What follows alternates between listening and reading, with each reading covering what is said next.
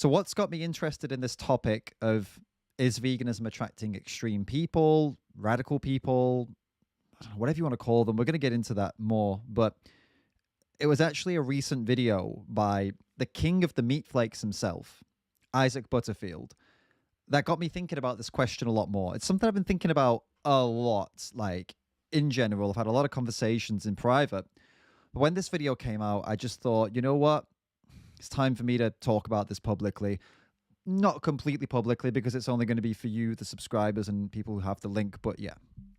Now, it was this video here that actually, that's not it. Hold up one second. It was this video here that got me thinking about it, right? Now, this video about a guy called Connor Murphy that Isaac Butterfield did a video on, right? And the title of this video, you can see there, this vegan bodybuilder eats and drinks his own waste.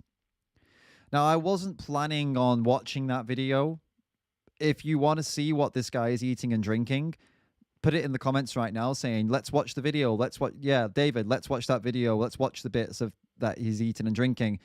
But it's pretty disgusting, guys. So that's totally your call. If enough of you want to see the disgusting video, like the sick shit, that's your call. I'm going to describe it, but I wasn't planning on showing you it. If you want to see it, say, David, we want to see it. Okay? If you don't want to see it, don't say anything. So basically, Connor Murphy is, if you don't know who this guy is, this Connor Murphy, this is him on the left in the picture with Isaac Butterfield. Connor is he was very famous some years ago because he was going out and doing these pranks where he's a bodybuilder, right? Big guy. So he'd go out and he'd rip his shirt off in front of women, and it's just super cringe, all right? Super cringe. So, but that's how he got famous. And it's like, yeah, it's cringe, but it's funny. You just watch it, you're like, whatever, it's funny, all right? That's how he got really, really big. Since then, this Connor Murphy, the guy in the video, this top left one here, since then, he's identifying as a vegan, apparently. Now, I can't confirm whether he is a vegan or not. I don't know if he's a vegan or not, but I'm telling you that he apparently considers himself a vegan. I don't know if he's vegan or not. Let's tell you what he's been doing.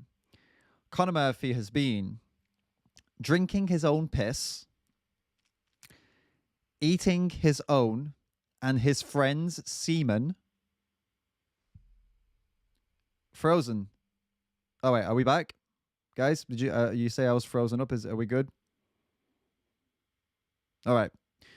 Anyway, what was I saying? Okay. So let me go through that again. I don't know if I froze up for a second there. So basically, he has been drinking his own. He's been drinking his own piss, right? He's been eating his friends and his own semen, and guys, and he's been eating his own shit for health reasons. That's not something Isaac Butterfield made up. It's not something I made up. Connor Murphy, in his own YouTube videos, has explicitly said these words. And he has videoed himself drinking spoonfuls of his own jizz, his own semen, right? And he had admitted he's eating small amounts of his own shit. Like, he admitted it, like straight up from his own mouth, all right? He's also been taking hallucinogenic drugs, having public meltdowns on YouTube, complete breakdowns, all the while claiming this is all part of his journey and he's discovering himself and this is his spiritual journey. Now, you might be telling me, David, what is this? It's just a one-off. Like, obviously, vegans aren't like this, you know? This is not a vegan thing. This is just a one-off. This kind of thing doesn't happen very often. And, you know, is veganism really attracting these kinds of extreme people? When I talk about extreme people, I'm not talking about people, to be clear here, I'm not talking about people who are extremely against abuse. Like, we've been through this in other videos. Like, everyone in here is an extremist. We are all extremists when we come to animal abuse, child abuse. We're all extremists when it comes to rape, right? We all hold the extreme position that it is never justified. That's an extreme position. So being extremely against being an extreme person is not always a bad thing. In those cases, it's a very good thing. Great. We're all extremely against abuse of others. This is brilliant. Okay. It's not what I'm talking about here. What I'm talking about is the type of extreme people like Connor who take their views to such an extreme place that they become irrational, unreasonable, and even sometimes start posing a danger to themselves and to others. The question I'm asking is veganism attracting those people? And I'd say yes, it is. Before we get into it, thank you, Slightly Crazy Vegan, for the donation. I've eaten semen, but not for health reasons, mostly because I couldn't find a tissue. That's going to be one of those streams, is it? All right, listen. So, well, let's get into it. Is veganism attracting these kinds of extreme people? I'm going to say yes, it is. I believe it is attracting extreme people. Now, I'm talking about this because I think it's about time that we, as vegans, as well, I hope everyone here claims themselves to be or believes themselves to be a rational, reasonable person, all right? So as rational, reasonable people who happen to be vegan, it's high time we start to address these other people, and it's high time we start to look inside ourselves and make sure that we're not falling into any traps where we may end up being extreme people in a bad way. Not that any of you are going to go start eating your own shit. I hope not. But we'll get into what I mean now. Look, it's not just eating your own shit. It's not just that. There are other ways that we are being irrational and unreasonable. And there are ways that there are vegans who are being extreme in other ways, not in good ways, in bad ways. Now, you could argue that some of the people I'm talking about here, I'm going to talk about more, that they're not vegan. They never were vegan. They were always plant-based. Obviously, that is an argument. But let me just give you another example of what I'm talking about, all right? So the next person we're going to talk about here is actually Tim Sheef. This is Tim Sheef.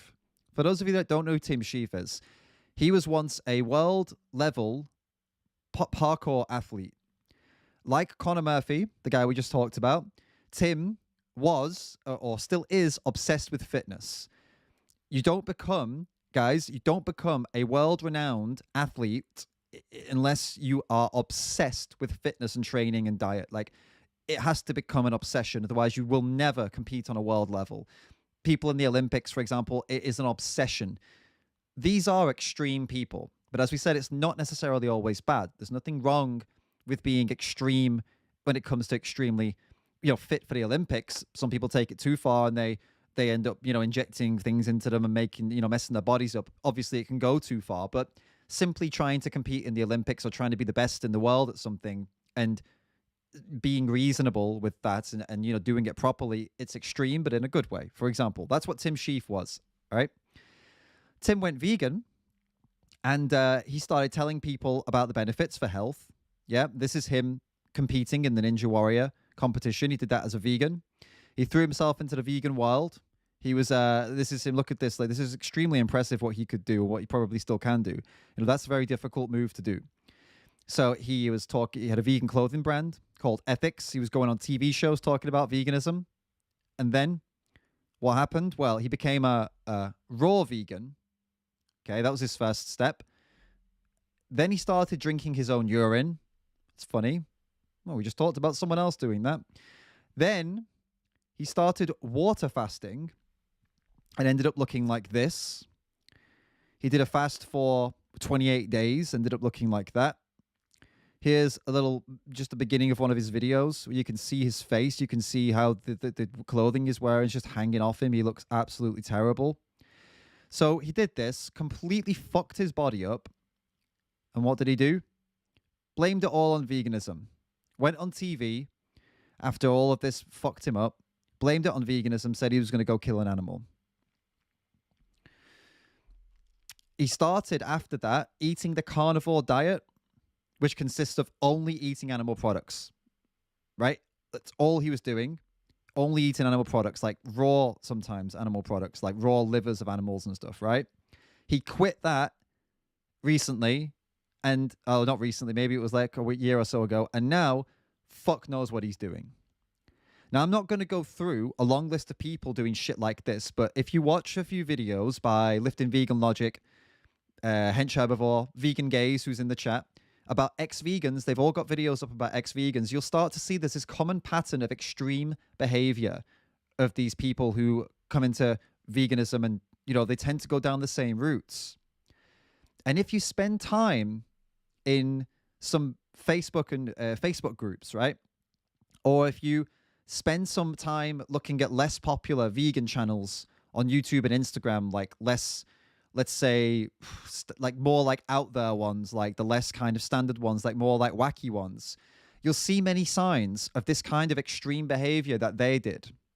You'll see people doing restrictive diets or promoting restrictive diets that are nutrient deficient, like raw diets that aren't properly balanced. You'll see them promoting calorie restrictive diets. You'll see them promoting unhealthy fasting and more, right? You'll see this all across YouTube and Instagram if you start looking for these vegan accounts that are like, let's say, a little bit left field, the ones that are more wacky, I would say, woo-woo accounts, right? You'll see a lot of them. They are out there. So it's not only these types of harmful acts that I'm talking about, like eating your own shit. It can actually be harmful acts like fasting unhealthily or eating only fucking bananas for every meal and not properly supplementing. And there's many, many harmful acts that people are doing, all the way from Tim Sheef and Conor Murphy all the way down to people who are still identifying as vegan but promoting this kind of nonsense and woo-woo bullshit that harms people. So it's not only harmful acts that I'm talking about when I say extreme people, or you could say radical people. You also sometimes, I'm seeing some nonsensical and irrational rhetoric coming from people that has made me start to ask the question, like, what the fuck must be going on in these people's minds? So it's not only the actions, sometimes it's the things that people are saying as well. And the next post I'm going to show you here, this question, this screenshot was taken from a group on Facebook, a vegan group. It was not a joke. It was not sarcastic. It was a legitimate question. I'm going to show you now. Speciesism also affects tree species when we call them lumber or wood instead of trees. They are living organisms too. Calling them lumber or wood helps justify deforestation, clear cutting because they are just wood and lumber. Like, somebody posted this, a vegan posted this dead seriously, claiming that it's speciesist to call trees lumber or wood. Now, this is the kind of level of rhetoric that you can get to if you start to, I guess, subscribe to more and more radical and extreme ideas within veganism. And what I'm trying to get through here is that we need to start to be aware of this and note it in ourselves as well. If we find ourselves going down these routes, which end up in just madness and irrationality, and as I said, being irrational and unreasonable, coming up with claims or statements that are just nonsensical.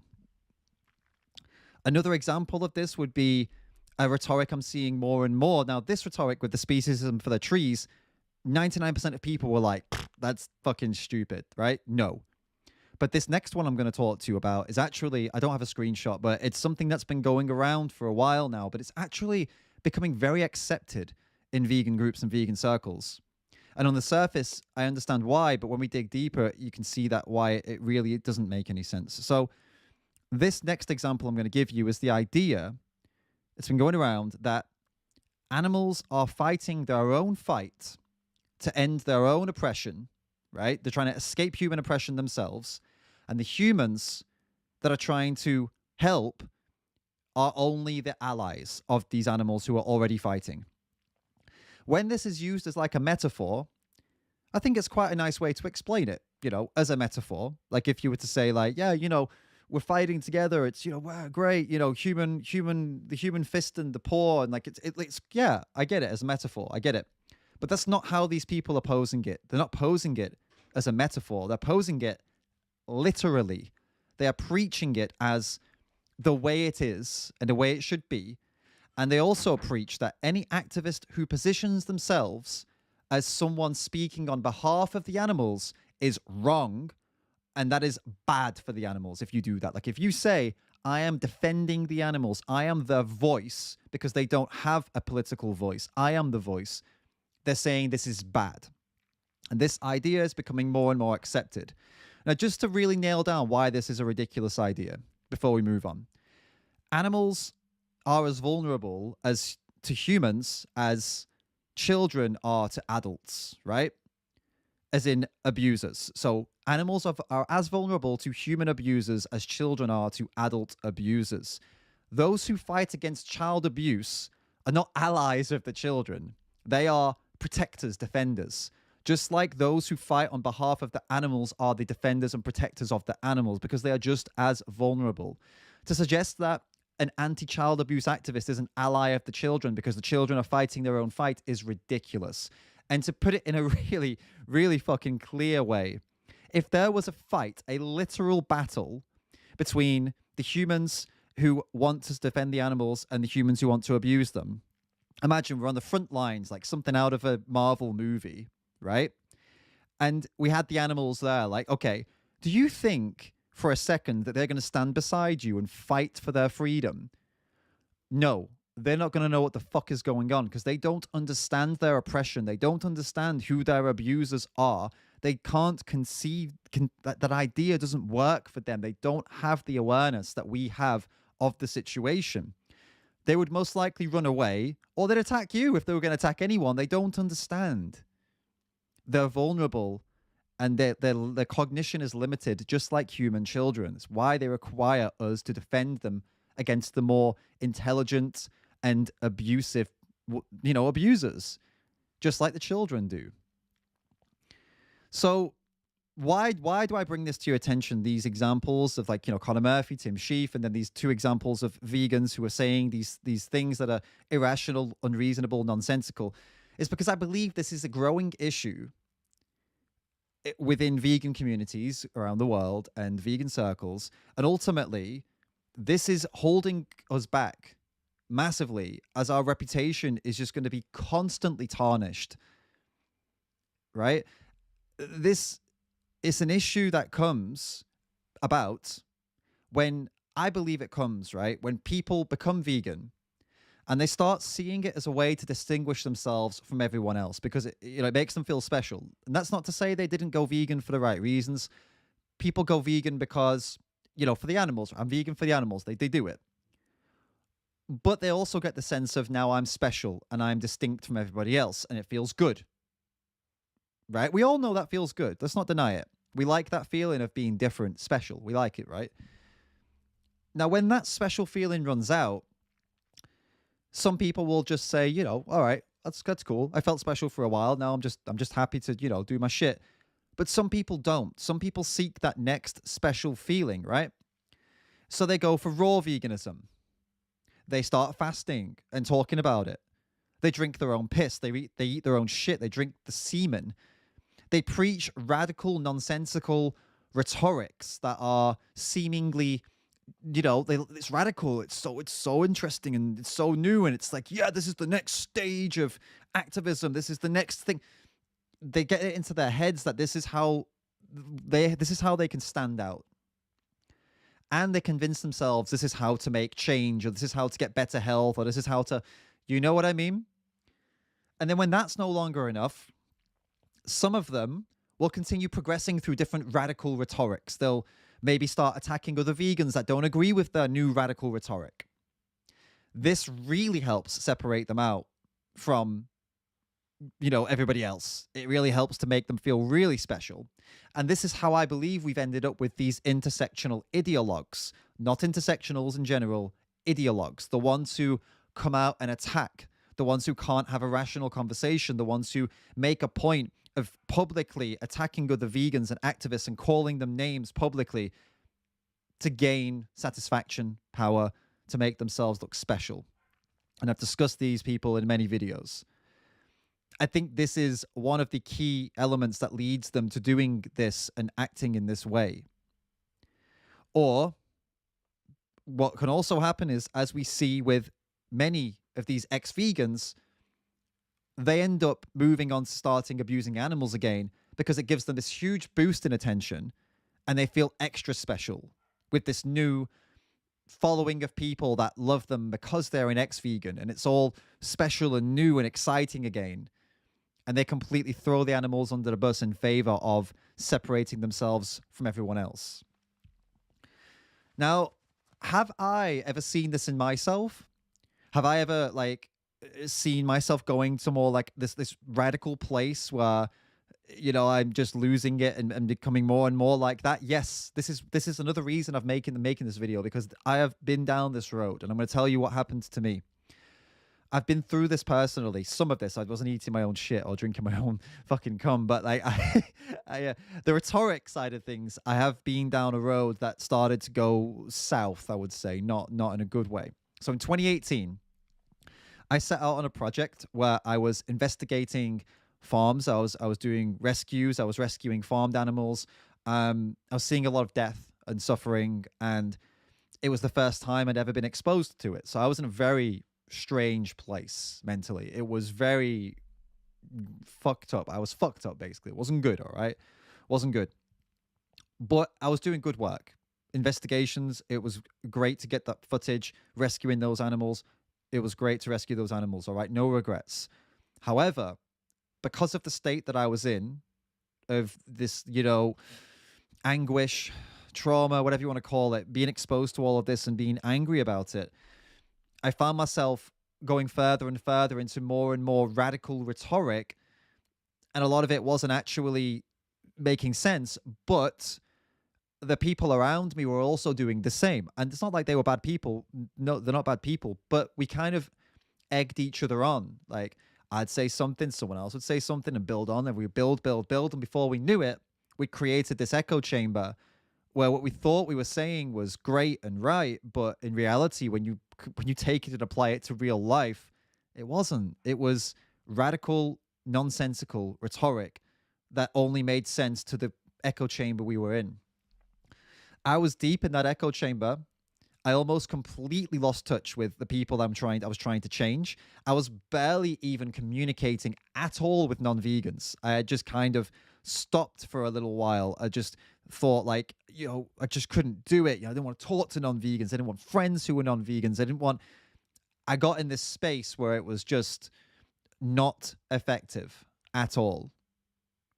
And that is not an effective way to try and change the world, as I learned once I came out of this kind of echo chamber, right? Now, I see that this was driven by the stress and the emotional impact of the investigations, the rescues, but it was also driven by my ego as well.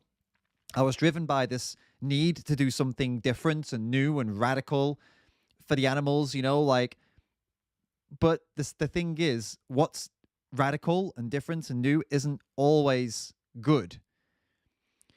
It's not like doing something brand new and radical automatically means it's the best thing to do.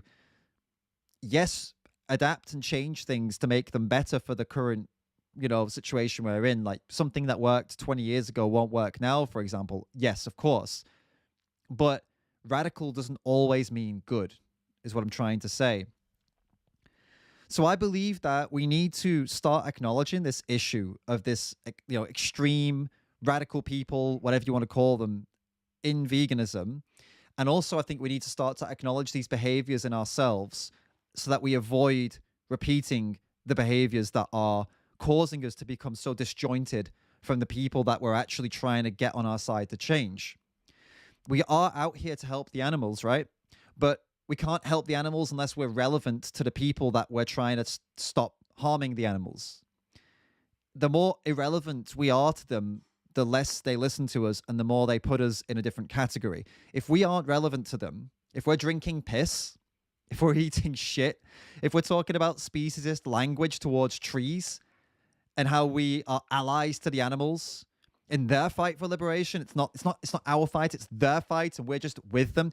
When we talk like this, people just separate us out as weirdos, snowflakes, SJWs, whatever the insult is, right? They see us as others. They don't see us as the same as anything like them.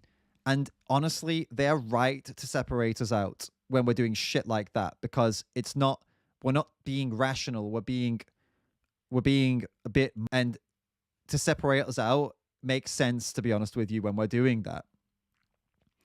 So this is not to be confused, by the way. When people call you those names, snowflake, SJW, blah, blah, blah, because you say that animals don't deserve to have their throat slit, or because you compare what's happening to animals, you say it is a Holocaust, or you say it is rape, what happens to cows, or you say the animals are enslaved.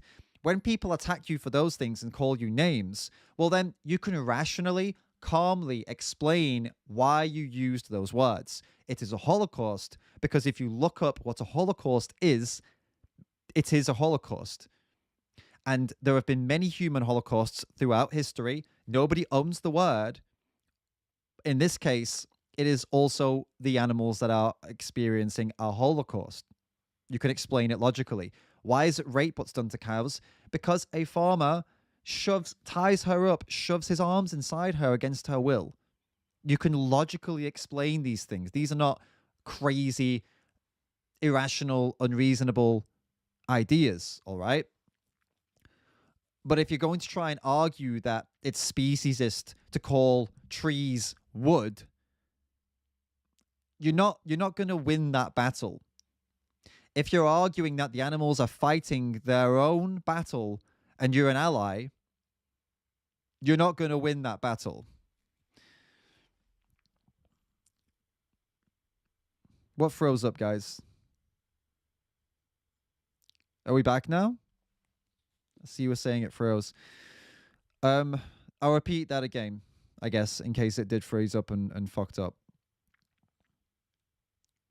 So, just to repeat what I said then, you can to summarize, you can rationally argue the points that I just went through, like why it is an animal holocaust, why it is rape, what they do to dairy cows, why it is slavery, what they do to animals. You can argue those rationally. You can't rationally argue that it is speciesist to say that you shouldn't call trees wood or lumber, or that the animals fight their own war and we are just allies. You can't argue those points because they're not making sense. They are irrational points. Or you can't argue for eating shit or drinking piss and that it's rational to drink and eat your own waste when you live in somewhere. You know, you could argue that if you were doing it for survival, you could probably argue it then, but you can't argue it other than that, really, can you? And even if for survival, I don't know how much longer it would give you in the survival situation anyway. Artemis, thank you so much for your super chat. Really appreciate it. Thank you for speaking up for the voiceless. Thank you also for doing that, and everybody in the chat as well. So what I'm not saying here, guys, I'm not saying we need to try to be liked. I'm not saying we need to try to make people like, oh, you know, love me, oh, pick me. No, don't. We're not saying be a pick me fucking vegan. We're just saying make fucking sense. All right? We're saying try not to get caught up in irrational nonsense like the things we've discussed here, because it is becoming a bit of an epidemic within veganism. I don't want to say the vegan movement because it's not. It's just vegans around the world. I see many people getting caught up in it. I've been caught up in it, and I hope that now you are more aware of it too, that you won't get caught up in it. And if you see someone getting caught up in it, they come out with some rhetoric that you're kind of like, ish. I hope you would tell them like, hey, look, this sounds like this is going a bit too far. It sounds like maybe this isn't productive. This isn't so good. Have you ever experienced this, guys? Have you seen people doing this before? This kind of going like raw, you know, going obsessing over like restrictive calorie diets, vegans I'm talking about. Have you seen people taking their rhetoric to an extreme place where it doesn't make any sense anymore? Have you done it yourself? I mean, I have. You know, I've admitted it. Have you done any of the things I've spoken about here? Are you doing it right now? Has this video given you like a wake-up call? Like, fuck, I have done this myself.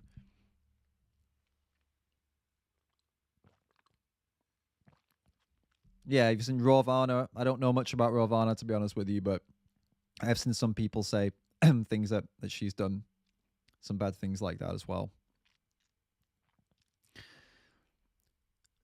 Tell me, guys. I'm keeping an eye on the chat now. Let me know if you've ever experienced anything like this or done anything like this. Or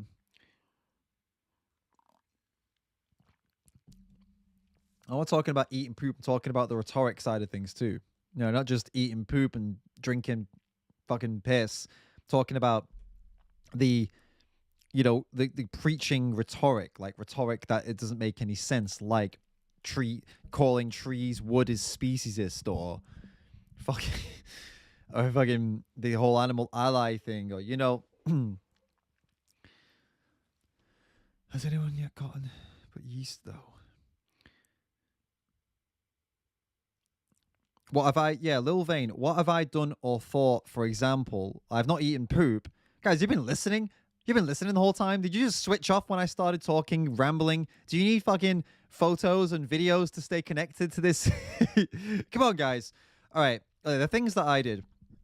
I started entertaining like rhetorics, like kind of like I kind of started to entertain this rhetoric of like, oh, maybe we are allies to the animals, so we shouldn't call animals voiceless because they have a voice, when in reality, no, they don't have a voice. They don't have any voice that matters in a political way. Tyke269, thank you so much for the donation. Really appreciate it. Things like that. The you start to, yeah, there's other examples, but I guess basically you start to listen more and more to the people that are around you who are coming up with more and more extreme or radical rhetoric related to veganism, that on the surface you look at it and you think, I'm not sure, but then because your echo chamber is so sure of it, you start to believe it. But then I think actually a good way to test this out, right, is could you explain this rationally to someone who is not a vegan without them looking at you like you're fucking mental, like you are losing your mind, right? If you couldn't, then you're probably onto something that only vegans understand, and you should probably stop it.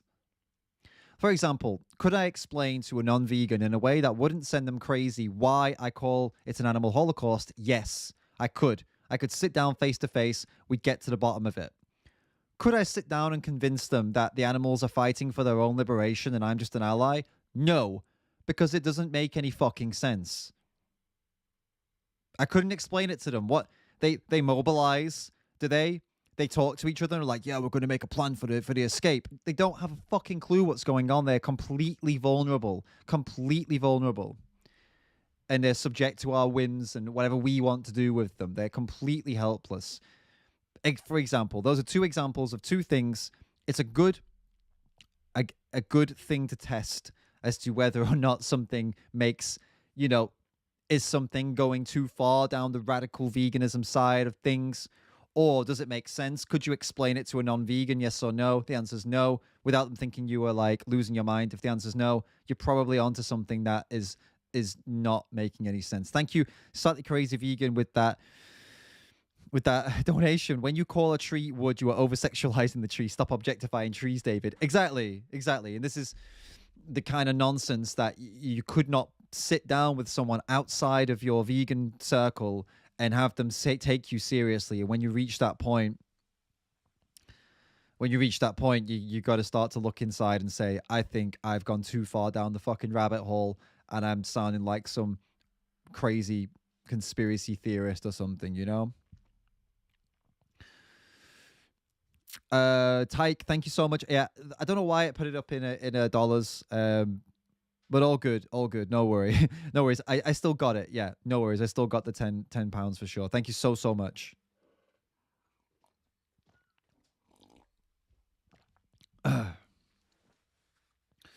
Stephen Ross talking about Conor Murphy here. That dude isn't vegan for the animals. He turned nutty, got weirder, started using PEDs, became unhealthy, started eating other men's ejaculate. If he's vegan, it's irrelevant.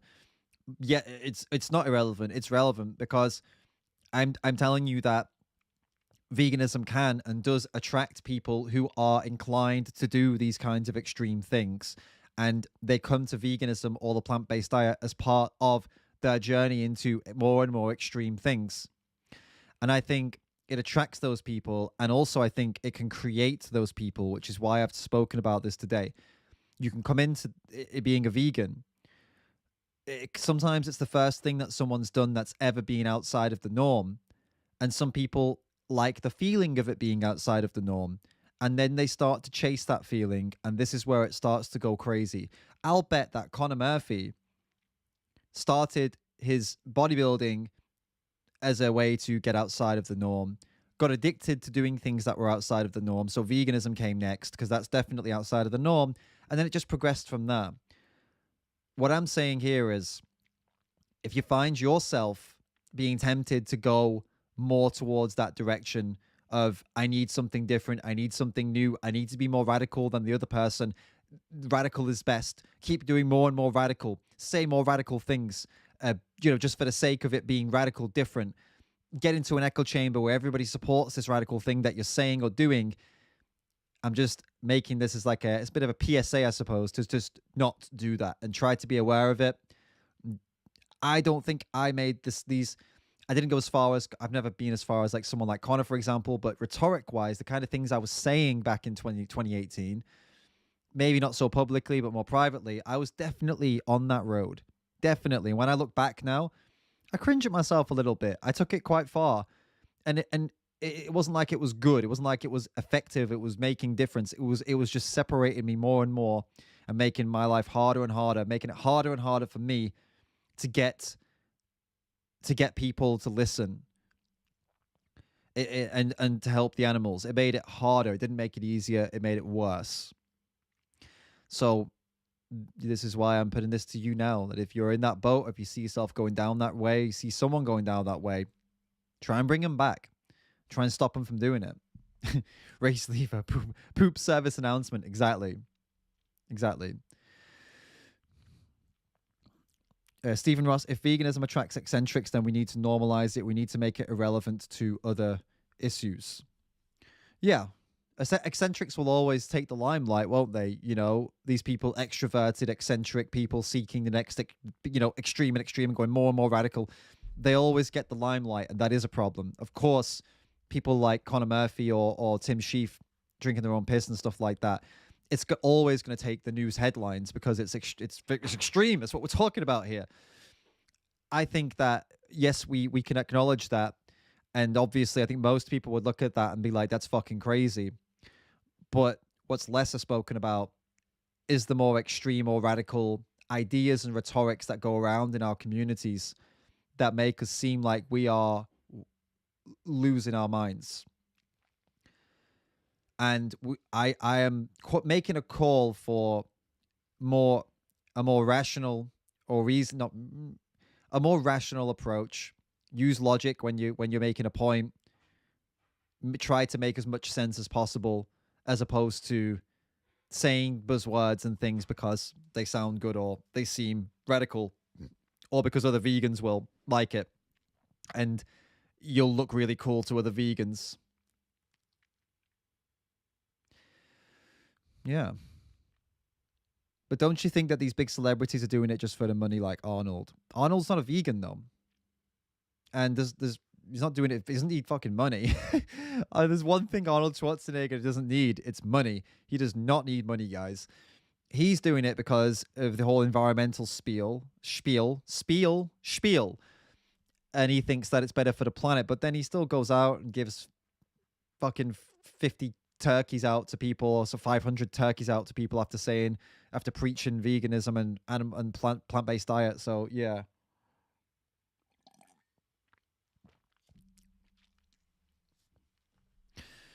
Chepstar says, I think the allies thing is also referring to Melanie Joy's idea that vegans need non-vegan allies. So people say, but vegans aren't the victims, it's the animals who need allies. Yeah, it is linked with that. And I disagree with Melanie Joy on that point, and I disagree with this extension of that point. It's not about allyship.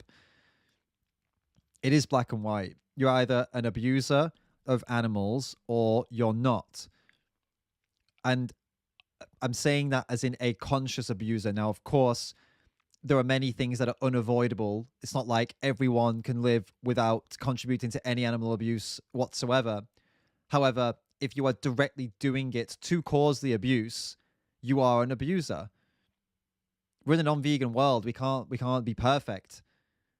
But it is a black and white thing, whereas you decide to do it or you decide not to do it, right? So no, I don't believe in the allyship in that sense, and I don't believe in the allyship in this sense. And I think we sound like we are losing our fucking minds when we start telling people, no, hey, you, don't stop.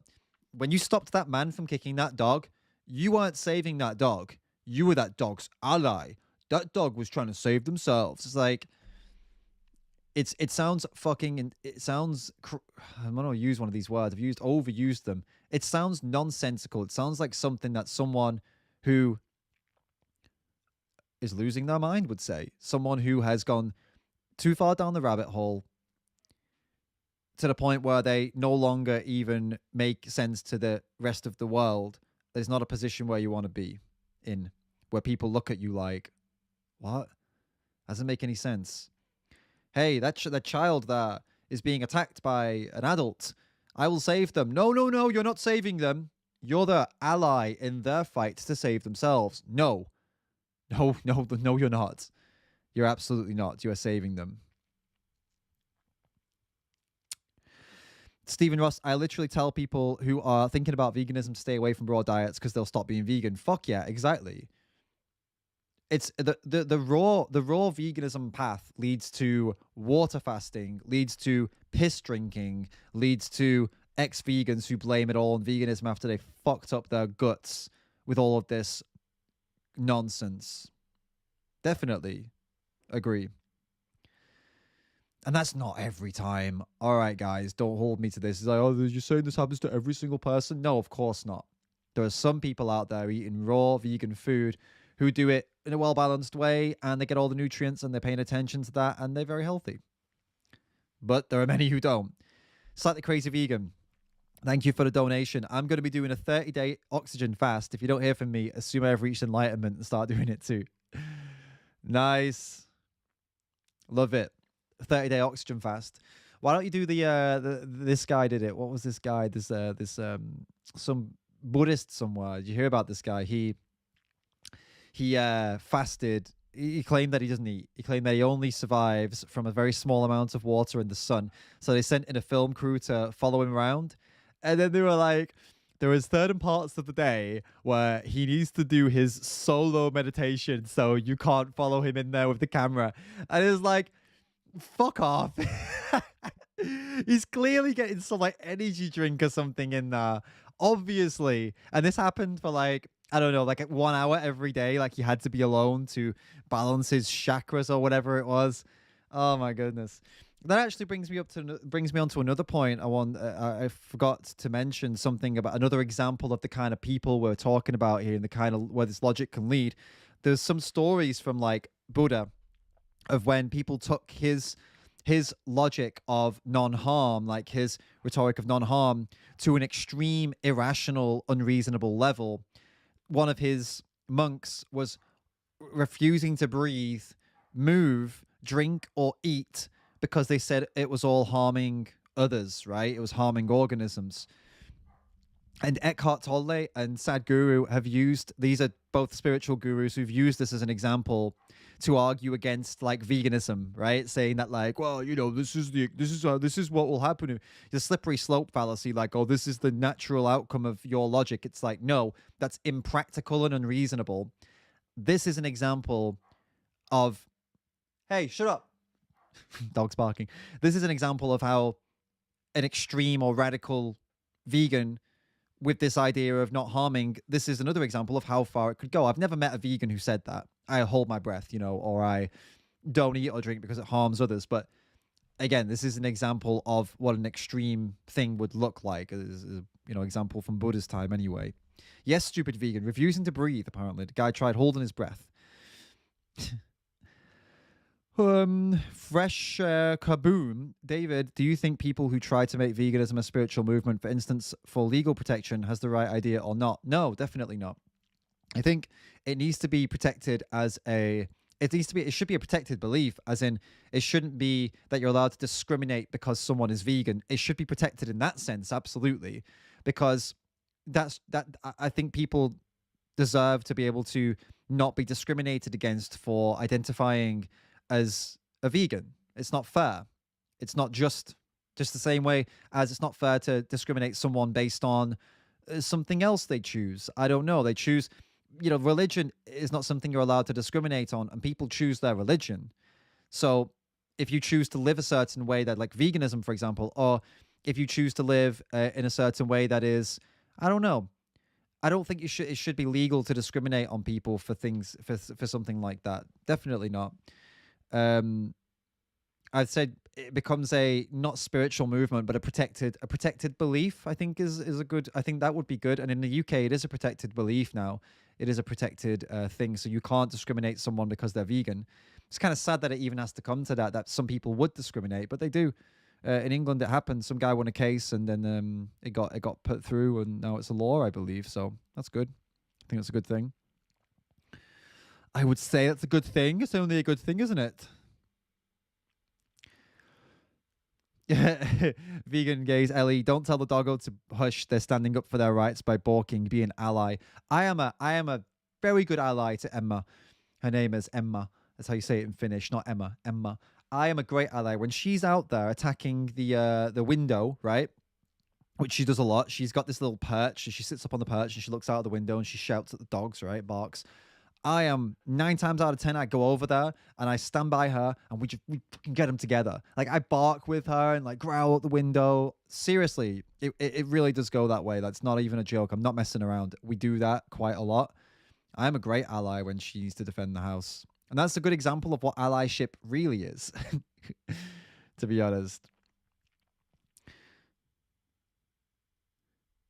Oh, really? So slightly crazy vegan says she sent some screenshots of John Venus. So, I mean, well, we've got a bit of time. We've got a bit of time. We've got a bit of time. Let's take a look. What's going on with John Venus right now? I mean, I said I wouldn't talk about him again, and I'm not talking about him again, really. But I mean, I'm not making a video about him. That's what I mean. But we can take a look at this. Hey, give me the fucking thing. What's going on? It won't let me see it. Let's just. What's he been doing? Oh my goodness, no. All right, let's take a look. Yeah, yes, this is a great, thank you for this. This is a great example of another extreme person who came to veganism, right, as an extreme person, and then, went through started fucking hunting, started eating carnivore, like hunting, killing animals, and then going on about like spiritual shit and completely rerouted his whole life because he was seeking that next radical extreme thing, right? This is John Venus. He's done the same thing. And here's some examples of what he's been up to. Look at this. How do we reach maximum immunity? There are many tactics we can try, but the main idea, I believe, will dictate your health and immunity is your state of being. Your mind and spirit can contribute hugely to bring us the worst diseases, and on the other side, fully heal us in miraculous ways from seemingly hopeless terminal illness. This is not pseudoscience. It is a well-known fact. For example, how stress is one of the leading causes for all of our main killers. More hard science is coming out on this constantly. If we can truly bring our state out of fear, shame, anger, guilt, and pride into a maintained state of neutrality, love, compassion, and peace, we will experience health like never before. It is pseudoscience, guys. I wish this were true. And there's definitely some evidence that, like, obviously you're less stressed, then your blood pressure is lower and stuff like that. Yes, there's science behind that. But there's no fucking science that tells you that of what he's saying here. It is pseudoscience. It's a beautiful concept, but it is pseudoscience. And then what's this? So are you a vaccine denier? Not at all. I am pro good objective science and truly believe these vaccines will be proven to be extremely ineffective at preventing spread or reducing mortality. Time will reveal the truth. If it is allowed to surface, do not take my word for it. Yeah, I don't know. Like, I'm not going to comment on the V word because I'm not getting into that. It's too much of that is too much of a divisive topic to be discussing here. But we'll focus on the other bit of pseudoscience that he went into. And yet, he's gone from extreme to extreme to extreme, and now he's gone in this extreme spiritual path where everything is about spirituality now. And when he was talking about eating animals, he was talking about the whole respecting the animal and all this crap like these spiritual people do. It's one extreme to another. And my point, again, for this whole live stream was that, does veganism attract this type of person? And the answer is yes, it does attract this type of person. And I think it also creates this type of person for the reasons I've already been through, that you get a taste of what it feels like to be different and special. Some people feel this sense of like, I am better now. I am elevated. I have enlightened. I am now more, you are under me, peasants. Some people do get that feeling. I'm not saying you do. I'm just saying some people do, subconsciously, maybe not consciously, subconsciously. And then they get hooked and they go seeking the next thing, and it goes further and further and further, and then there you go. Oh, D. Spencer Carr. Wow, the science it took me to donate left my hands off slow this morning. Thank you so much. I'll put it up there so it's up there. Thank you so much for another donation. I really appreciate it. So guys, I hope you enjoyed this. I hope it was eye-opening. And I'm gonna plug it one more time. I'm gonna plug 2 things for you guys. Hey, Gawain, you don't go, man. We're not finished yet. 2 things I want to plug for you guys. 2 things I want to talk to you about. One thing is, look, guys, these t-shirts, like, these t-shirts are cool, all right? Anti-Meat Flake Social Club. And some of you have bought them, and that's fucking awesome. But come on, guys, pick one up on the website. Link's in the pinned comment. I want to create a movement out of this. I've put it in my bio on my Instagram, Anti-Meat Flake Social Club. I'm gonna put it in my bio here on YouTube. We're gonna make a movement out of this. I've decided I'm gonna do it. It's obviously it's sarcastic. It's not like a real fucking movement, like vegan movement or something. But I think it can be a lot of fun. I think we could build like a bit of like an international thing of this, right? So let's do it. Let's be anti-meat flakes, right? Let's go out there proud, Anti-Meat Flake Social Club.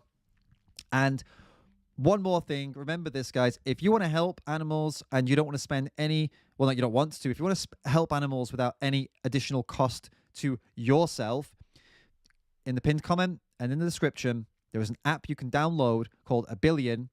Every single meal you eat, every single vegan product you buy, every single vegan food you eat in a restaurant, take a picture of it, review it in that app, and you can send $1 to any animal charity in the app that you want. Sanctuaries, hunt sabs, outreach organizations, other charities, all of it. And all you got to do is just take a picture of the food that you've already eaten or are eating and review the food in the app, and you can raise money, every one of those reviews, for $1 to charity. How cool is that? Every review, you get to donate $1.